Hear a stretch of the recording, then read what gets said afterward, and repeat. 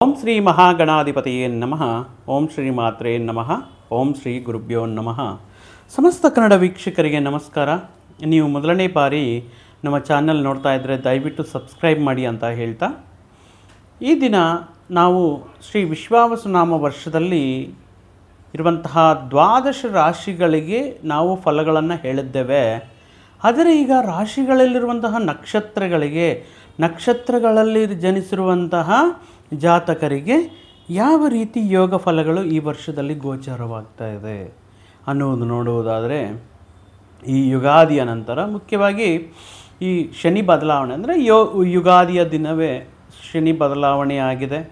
ಯುಗಾದಿ ನಡೀತಾ ಇರುವಂತಹ ಸಂದರ್ಭದಲ್ಲಿ ಅಮಾವಾಸ್ಯ ತಿಥಿಯಂದೇ ಈ ಶನಿ ತನ್ನ ಸಂಚಾರವನ್ನು ಬದಲಾಯಿಸುತ್ತಾ 12 ರಾಶಿಗಳಿಗೆ ಮತ್ತು ನಕ್ಷತ್ರಗಳಿಗೆ ವಿವಿಧ ಬಗೆಯ ಫಲಗಳನ್ನು ಕೊಡ್ತಾ, ಈ ಯಾವ ನಕ್ಷತ್ರಕ್ಕೆ ಯಾವ ಫಲವನ್ನು, ಯಾವ ಯೋಗವನ್ನು ಕೊಡ್ತಾ ಇದ್ದಾರೆ, ಯಾವ ಪರಿಹಾರವನ್ನು ಮಾಡಿಕೊಂಡರೆ ಅವರಿಗೆ ಶ್ರೀ ವಿಶ್ವಾವಸುನಾಮ ವರ್ಷದಲ್ಲಿ ಅದ್ಭುತವಾದಂತಹ ಯೋಗಗಳು ಸಿಗುತ್ತೆ ಅಥವಾ ಈ ಗ್ರಹ ದೋಷಗಳೇನಾದರೂ ಇದ್ದರೆ ನಿವಾರಣೆಯಾಗುತ್ತೆ ಅನ್ನುವಂತಹ ವಿಷಯಗಳನ್ನು ಈ ವಿಡಿಯೋ ಮುಖಾಂತರ ತಿಳಿದುಕೊಳ್ಳೋಣ. ಈ ದಿನ ನಾವು ವೃಶ್ಚಿಕ ರಾಶಿಯಲ್ಲಿ ಬರುವಂತಹ ಅನುರಾಧ ನಕ್ಷತ್ರ ಜಾತಕರ ಶ್ರೀ ವಿಶ್ವಾವಸುನಾಮ ವರ್ಷದ ಗೋಚಾರ ಫಲವನ್ನು ತಿಳ್ಕೊಳ್ಳೋಣ. ಈ ಶನಿ ಬದಲಾವಣೆಯಿಂದ ಮುಖ್ಯವಾಗಿ ಶನಿ ಪರಮಾತ್ಮ ಅನುರಾಧ ನಕ್ಷತ್ರದವರಿಗೆ ಪಂಚಮದಲ್ಲಿ, ಅಂದರೆ ವೃಶ್ಚಿಕ ರಾಶಿಯಲ್ಲಿ ಅವರಿಗೆ ಪಂಚಮದಲ್ಲಿ ಇರ್ತಾರೆ. ಪಂಚಮ ಅಂದರೆ ಚತುರ್ಥ ಅರ್ಧಾಷ್ಟಮ ಶನಿ ಏನಿದೆಯೋ ಅದು ಬಗೆಹೇರಿದೆ. ಈಗ ಬಗೆಹರಿಯದ ಮೇಲೆ ಏನಾದರೂ ಒಳ್ಳೆಯದು ನಡೀತಾ ಇದೆ ಅಂದರೆ ಆ ದೋಷ, ಅರ್ಧಾಷ್ಟಮ ದೋಷ ಬಿಟ್ಟು ಹೋಗ್ತಾ ಇದೆ. ಆದರೆ ಪಂಚಮದಲ್ಲಿ ಶನಿ ಅಷ್ಟು ಯೋಗಕಾರಕ ಏನಲ್ಲ. ಅಂದರೆ ಫಲಗಳಿರುತ್ತೆ, ಬಟ್ ಮಿಶ್ರ ಫಲಗಳಿರುತ್ತೆ. ಅಷ್ಟು ಅದ್ಭುತವಾಗಿ ಅನುಕೂಲವಾಗಿರುವಂತಹ ಫಲಗಳೇನು ಅನುರಾಧ ನಕ್ಷತ್ರದವರಿಗೆ ಈ ಶ್ರೀ ವಿಶ್ವಾವಸುನಾಮ ವರ್ಷದಲ್ಲಿ ಶನಿ ಪರಮಾತ್ಮ ಸ್ವಲ್ಪ ಕೊಡುವುದರಲ್ಲಿ ಕೆಲವು ಪರಿಹಾರಗಳನ್ನು ಮಾಡ್ಕೋಬೇಕಾಗುತ್ತೆ. ಆ ಪರಿಹಾರಗಳನ್ನು ನಾನು ಕೊನೆಯದಲ್ಲಿ ಹೇಳ್ತೀನಿ. ಇನ್ನು ಗುರುಬಲ ಏನಾದರೂ ಚೆನ್ನಾಗಿದೆಯಾ ಅಂದರೆ ಮೇ 15ರವರೆಗೆ ವೃಷಭ ರಾಶಿಯಲ್ಲಿ ಸಂಚಾರ ಮಾಡ್ತಾ ಇರುವಂತಹ ಗುರು ಇವರಿಗೆ ಸಪ್ತಮದಲ್ಲಿ, ಅನುರಾಧ ನಕ್ಷತ್ರಕ್ಕೆ ಸಪ್ತಮದಲ್ಲಿ ಗುರುಬಲ ಇದೆ. ಮೇ 15ರವರೆಗೆ ಈ ಅಂದ್ಕೊಂಡಿರುವಂತಹ ಕೆಲಸಗಳಲ್ಲೂ ಸ್ವಲ್ಪ ಫಾಸ್ಟಾಗಿ ಮೂವ್ ಆಗುತ್ತೆ. ಹಣಕಾಸಿನ ವ್ಯವಹಾರಗಳಲ್ಲಿ ಅಷ್ಟೊಂದು ಹಣಕಾಸಿನ ಸಮಸ್ಯೆಗಳಿರಲ್ಲ. ಯಾವುದೋ ಒಂದು ವಿವಿಧ ಮಾರ್ಗಗಳ ಮುಖಾಂತರ ಹಣ ಕೈ ಸೇರುತ್ತೆ. ಸ್ವಲ್ಪ ಕಾರ್ಯಕ್ರಮಗಳು ಏನಾದರೂ ಗುರುಬಲ ಇರೋದ ಕಾರಣದಿಂದ ನಿಮಗೆ ಇಂದಿನ ವರ್ಷ ಯಾವ ರೀತಿ ನಡೀತಾ ಇದೆ ಅಂದರೆ ಗುರು ಅನುಕೂಲವಾಗಿರ್ತಾನೆ. ಕೆಲಸ ಕಾರ್ಯಗಳು ಸ್ವಲ್ಪ ಫಾಸ್ಟಾಗಿ ಮೂವ್ ಆಗ್ತಾ ಇರುತ್ತೆ. ಆದರೆ ಮೇ 15ರ ನಂತರ ಅಷ್ಟಮ ಗುರುವಾಗಿ ಕನ್ವರ್ಟ್ ಆಗೋ ಕಾರಣದಿಂದ ಗುರುಬಲ ಕಂಪ್ಲೀಟಾಗಿ ಏನಾಗುತ್ತೆ, ಕಮ್ಮಿ ಆಗುತ್ತೆ. ಅಂದರೆ ಕೈ ಹಿಡಿಯುವಂತಹ ಕಾರ್ಯಗಳಲ್ಲಿ ಆಲಸ್ಯವಾಗೋದು, ಪ್ರತಿಯೊಂದು ಮತ್ತೆ ಪ್ರಯತ್ನ ಮಾಡೋದು. ಗುರುಬಲ ಅನ್ನೋದು ಮುಖ್ಯವಾಗಿರಬೇಕಾಗಿರುತ್ತೆ. ಇಲ್ಲಿ ಗುರು ಬಲ ಇಲ್ಲ, ಗುರು ಅಶುಭ ಅಂತ ಹೇಳೋಕ್ಕಾಗಲ್ಲ. ಯಾಕಂದರೆ ಈ ಇರಬೇಕಾಗಿರೋ ಅಂದರೆ ಅಷ್ಟಮ ಭಾವದಲ್ಲಿ ಗುರು ಇರುವ ಕಾರಣದಿಂದ ಕೊಡುವಂತಹ ಫಲಗಳು ನಮಗೆ ಪ್ರಾಪ್ತಿಯಾಗಲ್ಲ, ಅನುರಾಧ ನಕ್ಷತ್ರದವರಿಗೆ ಸಿದ್ಧಿಯಾಗಲ್ಲ ಅಂತ ಹೇಳ್ಬೋದು. ಇನ್ನು ಗುರುಬಲ ಕಮ್ಮಿ ಏನಾಗುತ್ತೆ, ಸ್ವಲ್ಪ ಆದಾಯದಲ್ಲಿ ಕಮ್ಮಿ ಆಗೋದು. ಯಾಕಂದರೆ ಬರುವಂತಹ ಆದಾಯದಲ್ಲಿ ನೀವು ವಿವಿಧ ಮಾರ್ಗಗಳ ಮುಖಾಂತರ ನೀವು ಆದಾಯನ ಪಡೆಯಬಹುದು. ಎಲ್ಲ ಉದ್ಯೋಗ ಮತ್ತು ವ್ಯವಹಾರಗಳ ಮುಖಾಂತರ ಆದಾಯ ಪಡೀತಾ ಇರ್ಬೋದು. ಆದಾಯದ ಜೊತೆಗೆ ಸ್ವಲ್ಪ ಇನ್ಸೆಂಟಿವ್ಸ್ ಆ ಥರ ಹಿಂದಿನ ದಿನಗಳಲ್ಲಿ ಪಡೀತಾ ಇರ್ತೀರ. ಆದರೆ ಈ ಸಂದರ್ಭದಲ್ಲಿ ಗುರುಬಲ ಇಲ್ದಿರೋ ಕಾರಣದಿಂದ ಸ್ವಲ್ಪ ಆದಾಯದಲ್ಲಿ ಕಮ್ಮಿ ಇರುತ್ತೆ. ಅದರ ಜೊತೆಗೆ ಉದ್ಯೋಗದಲ್ಲಿ ತುಂಬ ಹುಷಾರಾಗಿರಬೇಕಾಗಿರುತ್ತೆ. ಉದ್ಯೋಗ ಮಾಡ್ತಾ ಇರುವಂತಹ ಅನುರಾಧ ನಕ್ಷತ್ರದವರು ಉದ್ಯೋಗ ಬಿಡುವಂತಹ ಸಂದರ್ಭಗಳು ಬರ್ಬೋದು, ಅಥವಾ ಈ ಸಂಸ್ಥೆಯವರೇ ಉದ್ಯೋಗದಿಂದ ಅಂದರೆ ಲೇ ಆಫ್ ಮಾಡುವಂತಹ ಸಂದರ್ಭಗಳು ಬರಬಹುದು. ಸೊ ಆದ್ದರಿಂದ ಗುರುಬಲ ಇಲ್ಲ. ಅದಕ್ಕಾಗಿ ನೀವೇನಾದರೂ ಜಾಬ್ ಚೇಂಜ್ ಮಾಡಬೇಕು, ಬೇರೆ ಜಾಬ್ ಹುಡುಕಬೇಕು ಅನ್ನುವಂತಹ ಏನಾದರೂ ನಿರ್ಧಾರಗಳಿದ್ದರೆ ಈಗ ಸದ್ಯಕ್ಕೆ ಏನು ಮಾಡ್ತಾಯಿದ್ರು ಅದರಲ್ಲೇ ಕಂಟಿನ್ಯೂ ಮಾಡ್ಕೊಳ್ಳೋಕೆ ಹೋಗಿ ರಿಸ್ಕ್ ತಗೊಳ್ಳೋಕೆ ಹೋಗಬೇಡಿ. ಇನ್ನು ಅನಾವಶ್ಯಕವಾದಂಥ ಖರ್ಚುಗಳು, ಅಂದರೆ ಆದಾಯ ಕಮ್ಮಿ ಆಗ್ತಾಯಿದೆ, ಖರ್ಚುಗಳು ಜಾಸ್ತಿ ಆಗ್ತಾಯಿದೆ. ಆದ್ದರಿಂದ ಬರುವಂತಹ ಆದಾಯ ಸಾಲುವುದಿಲ್ಲ, ಸಾಲ ಮಾಡುವಂತಹ ಪರಿಸ್ಥಿತಿ ಬರಬಹುದು. ಬೇರೆ ಅವರನ್ನು ಈ ಹಣಕಾಸಿನ ಸಹಾಯ ಮಾಡಿ ಅಥವಾ ಸಾಲವಾಗಿ ಕೊಡಿ ಅಂತ ಕೇಳುವಂತಹ ಪರಿಸ್ಥಿತಿಗಳನ್ನು ಬರಬಹುದು. ಮುಖ್ಯವಾಗಿ ಈ ಸ್ಟಾಕ್ ಮಾರ್ಕೆಟ್ ಈ ಥರ ಸ್ವಲ್ಪ ರಿಸ್ಕ್ ಓರಿಯೆಂಟೆಡ್ ಇರುವಂತಹ ಈ ವಿಷಯಗಳಿಗೆ ಸ್ವಲ್ಪ ದೂರ ಇರೋ ತುಂಬ ಉತ್ತಮ. ಯಾಕಂದರೆ ರಿಸ್ಕ್ ಈ ಸಮಯದಲ್ಲಿ ಗುರುಬಲ ಇಲ್ದಿರೋ ಸಮಯದಲ್ಲಿ ರಿಸ್ಕ್ ತಗೊಳ್ಳೋಕ್ಕೆ ಹೋಗಬಾರ್ದು. ಆದ್ದರಿಂದ ನೀವು ಎಷ್ಟು ದೂರ ಈ ಇನ್ವೆಸ್ಟ್ಮೆಂಟ್ಗಳು ಸ್ಟಾಕ್ ಮಾರ್ಕೆಟ್ ಆಗಿರಲಿ, ಶೇರಲ್ಲಿ ಆಗಿರಲಿ, ಸ್ವಲ್ಪ ಎಷ್ಟು ನೀವು ಇನ್ವೆಸ್ಟೇ ಮಾಡೋಕ್ಕೆ ಹೋಗಬಾರ್ದು ಈ ಸಂದರ್ಭದಲ್ಲಿ. ಇನ್ನು ಈ ಕಲಾರಂಗದಲ್ಲಿರ್ತಾ ಇರುವಂತಹವರಿಗೆ, ಈ ಪಬ್ಲಿಕ್ ಡೊಮೈನಲ್ಲಿ ಕಾಣಿಸ್ಕೊಳ್ತಾ ಇರುವಂತಹ ಪ್ರಮುಖ ಗಣ್ಯರಿಗೆ, ಉತ್ತಮವಾದಂತಹ ವ್ಯಕ್ತಿಗಳಿಗೆ ಸ್ವಲ್ಪ ಈ ಜನರ ಅಭಿಮಾನ ಕಮ್ಮಿ ಆಗೋದು, ಡಿಫೇಮ್ ಆಗೋದು, ಯಾವುದೋ ಒಂದು ಹಗರಣ, ಯಾವುದೋ ಒಂದು ಈಗ ಟ್ರೋಲ್ಸ್ ಅಂತ ಕ್ರಿಯೇಟ್ ಆಗಿದೆ. ಅವರು ಎಷ್ಟೇ ಸಾಧನೆ ಮಾಡಿದ್ರೂ ಅವ್ರನ್ನ ಟ್ರೋಲ್ ಮಾಡೋದು, ಅವರ ಹೆಸರನ್ನು ಹಾಳು ಮಾಡುವಂತಹ ಕೆಲಸಗಳು ಮಾಡಬಹುದು. ಆದ್ದರಿಂದ ಡಿಫೇಮ್ ಆಗುವುದಕ್ಕೆ, ಅಂದರೆ ಈ ಹೆಸರು ಗಳಿಸಿರುವಂತಹ ಹೆಸರಾಗಿರಲಿ, ಗೌರವ ಆಗಿರಲಿ ಸ್ವಲ್ಪ ಕಮ್ಮಿ ಆಗುವುದಕ್ಕೆ ಅವಕಾಶ ಇರುತ್ತೆ. ಇನ್ನು ಹಣಕಾಸಿನ ವ್ಯವಹಾರಕ್ಕೆ ಬಂದರೆ, ಹಣಕಾಸಿನ ವ್ಯವಹಾರಗಳಲ್ಲಿ ನೀವು ಅಕ್ಟೋಬರ್ವರೆಗೂ ಈ ರೀತಿಯೇ ಸಾಧಾರಣ ಫಲಗಳನ್ನೋದು ಸಿಗ್ತಾ ಇರುತ್ತೆ. ಎಷ್ಟೇ ಕಷ್ಟಪಟ್ಟರೂ ನಿಮಗೆ ಅವಕಾಶಗಳು ಚೆನ್ನಾಗಿದ್ರೂ, ಅಂದರೆ ಹೆಸರು ಬರುವಂತಹ ಕೆಲಸ ಮಾಡುವಂತಹ ಸಾಮರ್ಥ್ಯ, ಪ್ರತಿಭೆ, ಆರೋಗ್ಯ ತುಂಬ ಚೆನ್ನಾಗಿರುತ್ತೆ. ಆದರೆ ನೀವು ಎಕ್ಸ್ಪೆಕ್ಟ್ ಮಾಡಿರುವಂತಹ ಆದಾಯ ಸಿಗೋದಿಲ್ಲ. ಎಲ್ಲಿವರೆಗೂ ಈ ರೀತಿ ಇರುತ್ತೆ? ಅಕ್ಟೋಬರ್ ತಿಂಗಳವರೆಗೂ ಈ ರೀತಿ ತೊಂದರೆಗಳು, ಹಣಕಾಸಿನ ವಿಷಯಗಳಲ್ಲಿ ಸಮಸ್ಯೆಗಳನ್ನು ಎದುರಿಸಬೇಕಾಗಿರುವಂಥ ಸಂದರ್ಭಗಳು ಈ ವರ್ಷದಲ್ಲಿ ಬರಬಹುದು. ಮತ್ತೊಂದು ಗ್ರಹ, ರಾಹು ಗ್ರಹವು ಏನಾದರೂ ಯೋಗಕಾರಕನಾಗ್ತಾ ಇದ್ದಾನೆ ಅಂದರೆ ಮೇ 18ರ ನಂತರ, ಮೇ 18ರವರೆಗೂ ಸ್ವಲ್ಪ ಯೋಗ ಕೊಡ್ತಾ ಇರುವಂತಹ ರಾಹು ಗ್ರಹವು ಮೇ 18ರ ನಂತರ ರಾಹು ಗ್ರಹವು ಸಹಿತವು ಏನಾಗ್ತಾ ಇದೆ, ಬಲ ಕಮ್ಮಿ ಆಗ್ತಾ ಇದೆ.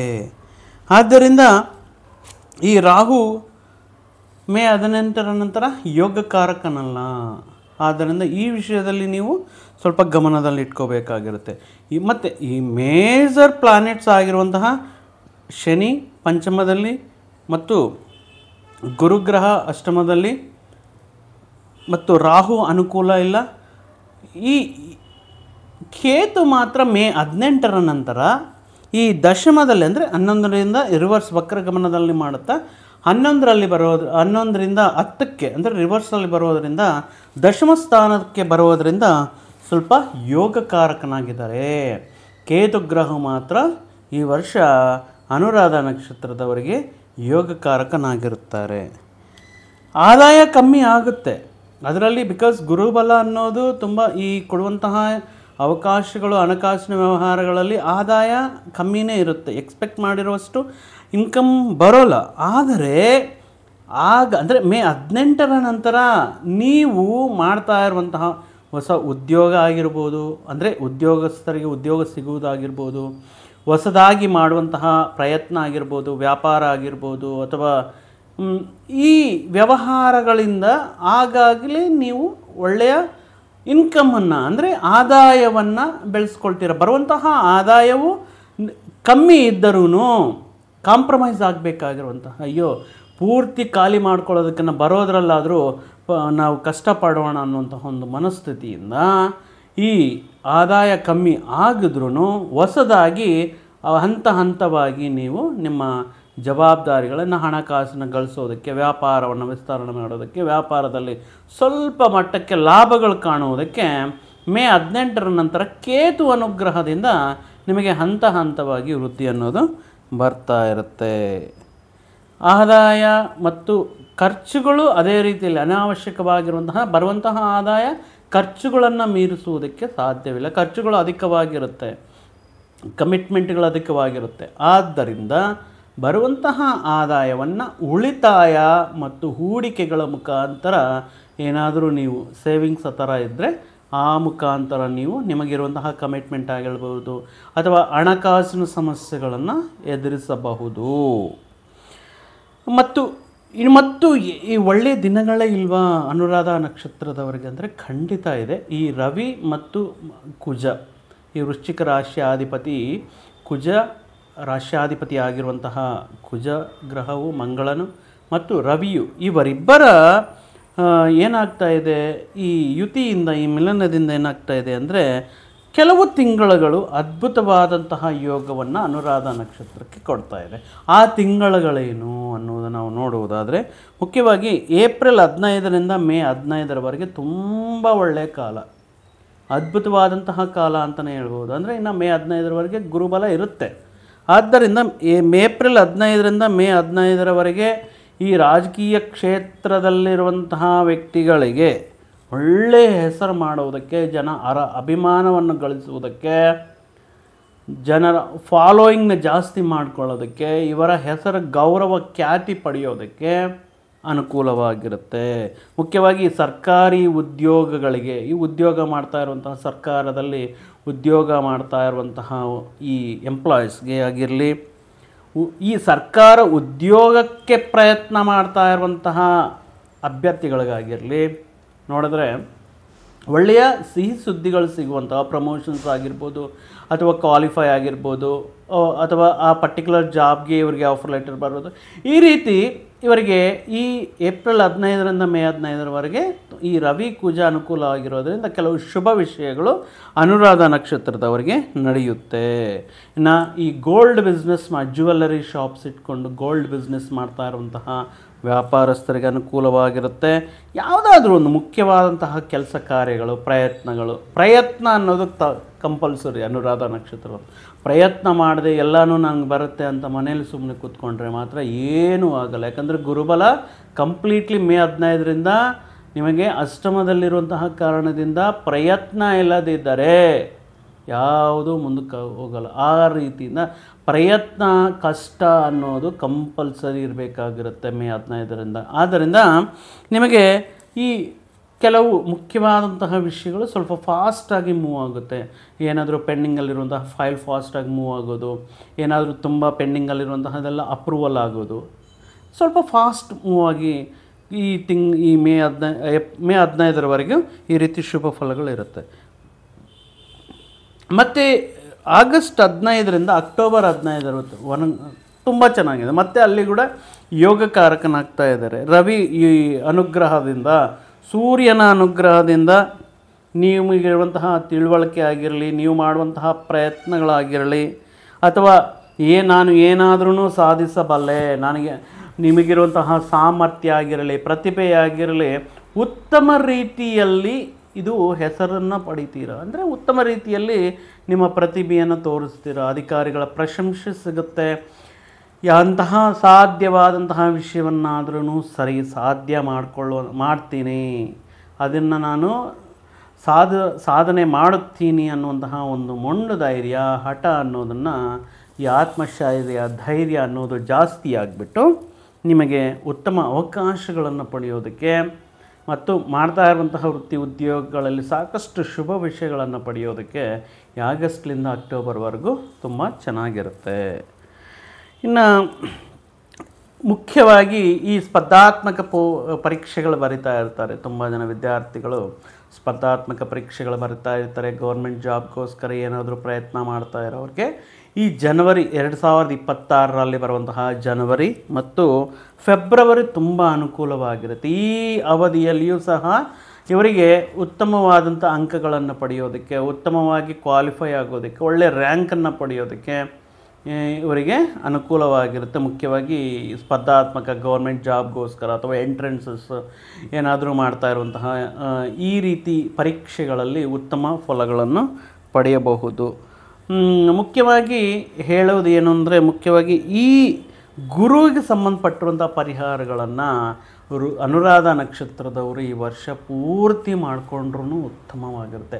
ಪ್ರತಿ ಗುರುವಾರ ದತ್ತಾತ್ರೇಯ ಸ್ವಾಮಿ ಆರಾಧನೆ ಮಾಡುವುದು, ಜೈ ಗುರುದತ್ತ, ಶ್ರೀ ಗುರುದತ್ತ ಅನ್ನುವಂತಹ ಜಪವನ್ನು ಪ್ರತಿನಿತ್ಯವೂ 108 ಬಾರಿ ಜಪ ಮಾಡಿಕೊಳ್ಳೋದ್ರಿಂದ ಮತ್ತು ಗುರುರಾಯರನ್ನು ನೀವು ಪೂಜೆ ಆರಾಧನೆ ಮಾಡೋದರಿಂದ, ಈ ತಿಂಗಳಲ್ಲಿ ಯಾವುದೋ ಒಂದು ಒಳ್ಳೆಯ ಗುರುವಾರ ಈ ಕಡಲೆಕಾಳನ್ನು ಈ ಆಲಯದಲ್ಲಿರುವಂತಹ ಅರ್ಚಕರಿಗೆ, ಪಂಡಿತರಿಗೆ ನೀವು ದಾನವಾಗಿ ನೀಡೋದರಿಂದ, 1/4 kg ಕಡಲೆಕಾಳನ್ನು ದಾನವಾಗಿ ನೀಡೋದರಿಂದ ಮತ್ತು ಈ ಬೀದಿ ನಾಯಿಗಳಿಗೆ ಆಹಾರವನ್ನಾಗಿ ನೀಡೋದರಿಂದ ಗುರು ಹಿರಿಯರಿಗೆ ಸೇವೆ ಮಾಡೋದರಿಂದ, ಸ್ವಲ್ಪ ವೃದ್ಧಾಶ್ರಮಕ್ಕೆ ಆ ರೀತಿ ಅವರಿಗೆ ಹಣ್ಣು ಆ ಥರ ಪರಿಹಾರ ತಗೊಂಡು ಅವರಿಂದ ಆಶೀರ್ವಾದ ಪಡೋದರಿಂದ ನಿಮಗೆ ಗುರುಬಲ ಜಾಸ್ತಿ ಆಗುತ್ತೆ. ಆದ್ದರಿಂದ ನೀವು ಗುರು ಬಲಕ್ಕೋಸ್ಕರ ಈ ರೀತಿ ಪರಿಹಾರಗಳನ್ನು ಈ ವರ್ಷ ಪೂರ್ತಿ ಮಾಡ್ಕೊಳ್ಬೇಕಾಗಿರುತ್ತೆ.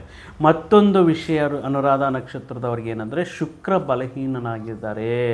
ಶುಕ್ರ ಬಲಹೀನವಾಗಿರೋದರಿಂದ ಮುಖ್ಯವಾಗಿ ನೀವು ಅನಾವಶ್ಯಕವಾಗಿರುವಂತಹ ಖರ್ಚುಗಳು ಮಾಡುವುದಕ್ಕೆ, ನೀರಿನ ಥರ ಖರ್ಚುಗಳು ಮಾಡುವಂತಹ ಸಂದರ್ಭಗಳು, ಹಠಕ್ಕೆ ಬಿದ್ದು ಮಾಡಲೇಬೇಕು ಮಾಡೋ ಅವಶ್ಯಕತೆ ಇರಲ್ಲ, ಆದರೂ ಯಾವ ರೀತಿ ಖರ್ಚು ಮಾಡೋಣ ಅನ್ನುವಂತಹ ಒಂದು ಯೋಚನೆ, ಅನಾವಶ್ಯಕವಾಗಿ ಖರ್ಚುಗಳನ್ನು ಮಾಡೋದಕ್ಕೆ ಈ ಕಲಾರಂಗದಲ್ಲಿರುವಂತಹ ವ್ಯಕ್ತಿಗಳಿಗೆ, ಸಿನಿಮಾ, ಟಿ ವಿ, ಫ್ಯಾಷನ್, ಈ ಸಾಮಾಜಿಕ ಮಾಧ್ಯಮಗಳಲ್ಲಿರುವಂತಹ ವ್ಯಕ್ತಿಗಳಿಗೆ ಅವರಿಗಿರುವಂತಹ ಒಂದು ಪ್ರಾಭವ ಒಂದು ಕಮ್ಮಿ ಆಗೋದು, ಜನರ ಅಭಿಮಾನ ಕಮ್ಮಿ ಆಗೋದು, ಮತ್ತು ಅಪರ್ಚುನಿಟೀಸ್ ಕಮ್ಮಿ ಆಗೋದು, ಧನಾಗಮನ ಕಮ್ಮಿ ಆಗೋದು, ಈ ರೀತಿ ಫಲಗಳಿರುತ್ತೆ. ಮುಖ್ಯವಾಗಿ ಅನುರಾಧ ನಕ್ಷತ್ರದವರು ಶುಕ್ರ ಬಲಹೀನವಾಗಿರೋ ಕಾರಣದಿಂದ ಸ್ತ್ರೀಯರೊಂದಿಗೆ ನೀವು ವರ್ತನೆ ಮಾಡುವಂತಹ ಸಂದರ್ಭಗಳಲ್ಲಿ, ಸಂಭಾಷಿಸುವಂತಹ ಸಂದರ್ಭಗಳಲ್ಲಿ ತುಂಬ ಹುಷಾರಾಗಿರಬೇಕಾಗಿರುತ್ತೆ. ಯಾಕಂದರೆ ತೊಂದರೆಗಳು ಬರುವಂತಹ ಸಂದರ್ಭಗಳು ಬರಬಹುದು. ನೀವು ಮಾತಾಡುವಂತಹ ಮಾತುಗಳನ್ನು ರೆಕಾರ್ಡ್ ಮಾಡೋದಾಗಿರಲಿ, ಅಥವಾ ನಿಮ್ಮ ಹೆಸರನ್ನು ಹಾಳು ಮಾಡೋದಕ್ಕೆ ಅಥವಾ ಡಿಫೇಮ್ ಮಾಡೋದಕ್ಕೆ ಪ್ರಯತ್ನ ಮಾಡುವುದಾಗಿರಲಿ. ಈಗ ನಡೀತಾ ಇದೆ ಹನಿ ಟ್ರ್ಯಾಪ್ ಅಂತ. ಆ ರೀತಿ ವಿಷಯಗಳ ಮುಖಾಂತರ ನೀವು ಸ್ತ್ರೀಯರೊಂದಿಗೆ ನೀವು ಈ ಪರಿಚಯಗಳು ಅಥವಾ ಅವರೊಂದಿಗೆ ನೀವು ಮಾತನಾಡುವ ಸಂದರ್ಭಗಳು, ವ್ಯವಹಾರ ಮಾಡುವಂಥ ಸಂದರ್ಭಗಳು, ವರ್ತನೆ ಉತ್ತಮವಾಗಿರಬೇಕು ಅಂತ ಹೇಳ್ತಾ, ಈ ವಿಷಯಗಳಲ್ಲಿ ನೀವು ಮುಂಜಾಗ್ರತೆ ಅವಶ್ಯಕತೆ ಇರುತ್ತೆ. ಮುಖ್ಯವಾಗಿ ಅತ್ಯಾಶಕ್ಕೆ ಹೋಗಬಾರ್ದು. ಅಮೌಂಟ್ ಬರುತ್ತೆ, ಈ ಜೂಜು ಮತ್ತು ಈ ರಮ್ಮಿ ಅಂತ ಹೇಳಿಬಿಟ್ಟು ಈ ಆನ್ಲೈನ್ ಗೇಮ್ಸ್ ಮುಖಾಂತರ ಹಣ ಜಾಸ್ತಿ, ಬೆಟ್ಟಿಂಗ್ಸ್ ಮುಖಾಂತರ ಹಣ ಜಾಸ್ತಿ ಮಾಡ್ಬೋದು. ಈ ರೀತಿ ಅತ್ಯಾಶೆ ಆಗ್ತಾ ಇರುತ್ತೆ. ಯಾಕಂದರೆ ಮೊದಲೇ ಹಣಕಾಸಿನ ಪ್ರಾಬ್ಲಮಲ್ಲಿದ್ದೀರಾ. ಸೊ ಅಟ್ಲೀಸ್ಟ್ ಈ ಥರ ಮಾಡಿದ್ರೆ ನನ್ನ ಅದೃಷ್ಟ ಕೈ ಹಿಡಿಯುತ್ತೆ, ನನ್ನ ಬೇಡ. ಯಾಕಂದರೆ ಗುರುಬಲ ಕಮ್ಮಿ ಆಗಿರೋದ್ರಿಂದ, ಶುಕ್ರನು ಬಲಹೀನ ಆಗಿರೋದ್ರಿಂದ ಇಂಥ ವಿಷಯಗಳಲ್ಲಿ ತುಂಬ ಜಾಗರೂಕರಾಗಬೇಕಾಗಿರುತ್ತೆ. ಇದ್ದಿದ್ದನ್ನು ಕಳ್ಕೊಳ್ಳುವಂತಹ ದುರಾದೃಷ್ಟ ಬರುವಂತಹ ಸಾಧ್ಯತೆ ಇರುತ್ತೆ. ಆದ್ದರಿಂದ ಶುಕ್ರನ ಅನುಗ್ರಹಕ್ಕೋಸ್ಕರ ಶುಕ್ರವಾರದ ದಿನ ಈ ಅಲಸಂದಿ ಕಾಳನ್ನು ದಾನ ಮಾಡೋದು, 1 kg ಅಲಸಂದಿ ಕಾಳನ್ನು ದಾನ ಮಾಡೋದು, ಅಥವಾ ನೆನೆಸಿರುವಂತಹ ಅಲಸಂದಿ ಕಾಳನ್ನು ಗೋಮಾತೆಗೆ ಆಹಾರವಾಗಿ ನೀಡುವುದರಿಂದ ನೀವು ಶುಕ್ರನ ಅನುಗ್ರಹ ಪಡೆಯಬಹುದು. ಶುಕ್ರ ಸ್ವಲ್ಪ ನಿಮಗೆ ಒಳ್ಳೆಯ ಫಲಗಳನ್ನು ಈ ವರ್ಷದಲ್ಲಿ ನೀಡಬಹುದು ಅಂತ ಹೇಳುತ್ತಾ, ಈ ಅನುರಾಧ ನಕ್ಷತ್ರದವರಿಗೆ ಮುಖ್ಯವಾಗಿ ಪ್ರಯತ್ನ ಮಾಡಬೇಕು, ಕಷ್ಟೇ ಫಲ ಎನ್ನುವ ರೀತಿಯಲ್ಲಿ ಈ ವರ್ಷ ಇರುತ್ತೆ. ಮಿಶ್ರಮ ಫಲಗಳಿದೆ. ಕೆಲವು ತಿಂಗಳುಗಳು ಅದ್ಭುತವಾಗಿದೆ, ಕೆಲವು ತಿಂಗಳುಗಳಲ್ಲಿ ತುಂಬ ಆತಂಕಗಳು ಬರುವಂತಹ ಸಾಧ್ಯತೆ ಇರುವುದರಿಂದ ನಿಮ್ಮ ಜೀವನದಲ್ಲಿ ಈ ವರ್ಷ ಆ ಶ್ರೀಮನ್ನಾರಾಯಣನ ಪರಮೇಶ್ವರನ ಅನುಗ್ರಹ ಸದಾ ಇರಲಿ ಅಂತ ಪ್ರಾರ್ಥಿಸುತ್ತಾ, ಮತ್ತೊಂದು ವಿಡಿಯೋ ಜೊತೆಗೆ ಮತ್ತೊಂದು ಆಸಕ್ತಿಕರ ವಿಷಯದ ಜೊತೆಗೆ ನಿಮ್ಮ ಮುಂದೆ ಬರ್ತೀನಿ. ಅಲ್ಲಿಯವರೆಗೂ ಸರ್ವೇ ಜನ ಸುಖಿನೋ ಭವಂತು, ಸಮಸ್ತ ಸನ್ಮಂಗಳಾನಿ ಭವಂತು. ಜೈ ಶ್ರೀರಾಮ್.